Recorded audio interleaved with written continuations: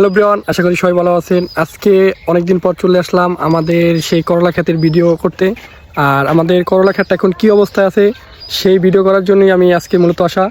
আমাদের করলা ক্ষেতে যে আপনারা দেখতেছেন যে মোটামুটি যে অবস্থায় আছে, ফুল এবং ফল দুটোই বেশ ভালো আছে, কিন্তু আমাদের এই ফলগুলো হলুদ হয়ে যাইতেছে। এই যে দেখেন ফলগুলো হলুদ হয়ে যেতেছে, এটা ভালো দেখা যাইতেছে না। আমি যদি একটু দেখাই, এই এটা ভিতরে আছে আমাদের, এই যে আমাদের ফুলগুলা একটু যদি এতে দেখাই, এই দেখেন ফুলগুলা এভাবে, এই যে ফলগুলা এই ফলগুলা এভাবে হলুদ হয়ে নষ্ট হয়ে যাইতেছে। তো এটা কী কারণে হইতেছে কেউ যদি জানা থাকে অবশ্যই কমেন্ট করে জানাবেন।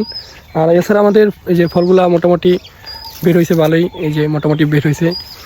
এখন এই ফলগুলো নষ্ট হয়ে যাওয়ার কারণে আমাদের একটু মাথায় টেনশন চলে আসলো, কীভাবে এই ফল নষ্ট হয়ে যাওয়ার থেকে আমরা রক্ষা পেতে পারি। তো আপনাদের অভিজ্ঞতা যদি কারো জানা থাকে তাহলে অবশ্যই কমেন্ট করে জানাবেন। আজকে মূলত ভিডিওটা এটার জন্যই করা। সবাইকে অসংখ্য ধন্যবাদ।